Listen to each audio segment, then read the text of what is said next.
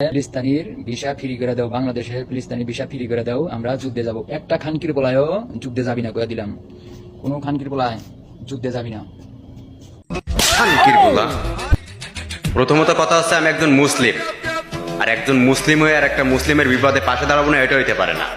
তার আগে বাংলাদেশের প্রধানমন্ত্রী ডক্টর ইউনূস স্যারের কাছে আমি একটা অনুরোধ করতে চাই।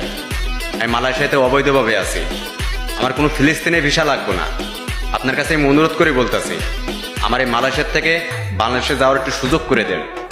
এই খানকির পোলার ফ্যামিলিতে যে কটা মেয়ে মানুষ আছে সব কটার আমি ধর্ষণ করে মেরে ফেলাবো, আর আমি যদি না পারি তাহলে কুত্তা দিয়ে ধর্ষণ করাবো।